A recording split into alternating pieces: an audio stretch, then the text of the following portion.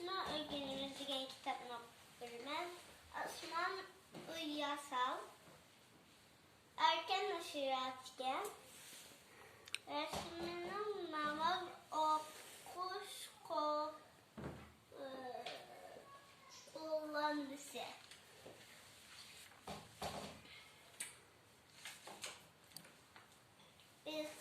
Bismillahirrahmanirrahim.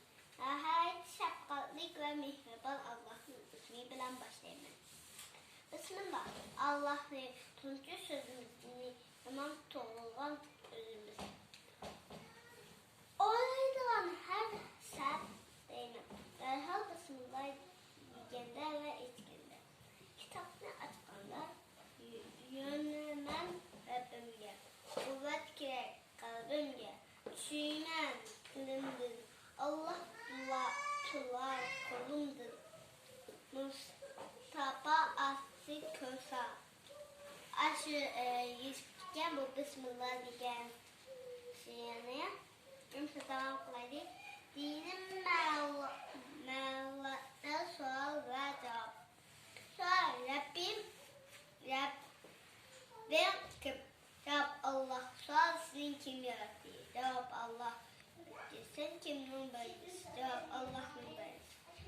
Sual kayadan kaldık, kayaya kitap bağlasınız. Cevap Allah'ın kaldık, Allah'a kaçmış. Sual ne için yaratıldık? Allah'a ibadetlerinde kuluk karışık. Sual ibadet. Kaçandın beri musun?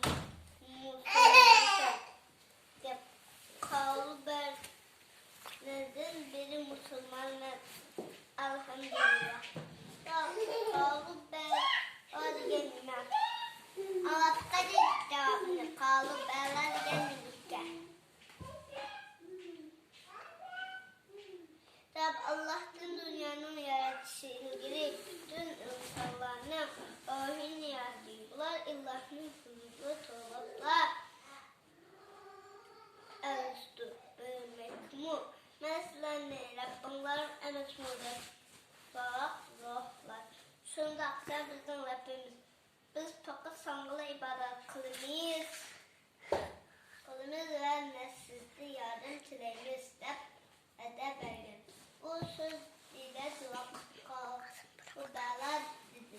Kur'an-ı Kerim Arap Suresi 172. ayetler kara. 172. Buna Maya'da kelimeler 172 şu. Neçə iş olsun mu? Allah kalite cevap ki canlıdır. Sual dinin nime? Cevap İslam dini. Sual kalbına kıyar. Cevap Kabe müezzir. Sual kimin elbiste? Cevap Adem Aleyhisselam'ın elbiste. Sual sen kimin ümidi? Cevap Muhammed Mustafa Sallallahu aleyhi ve sellem. Sallallahu aleyhi ve sellem. Ümmet efendi. Sual peygamberine de ismi ne? Sual Abdullah. Sual anasının ismi ne? Cevap Amine. Sual süt anasının ismi ne? Cevap Halime. Sual boğuşun ismi ne? Cevap Abdülmuttalip. Sual taşın ismi ne? Cevap Abu Talib. Sual Peygamber Aleyhisselam kayarı Turukali.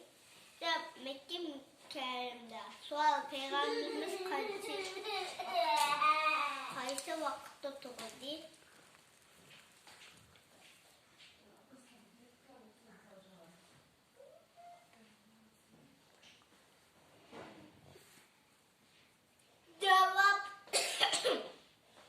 Cevap Medine'nin 570. yılı.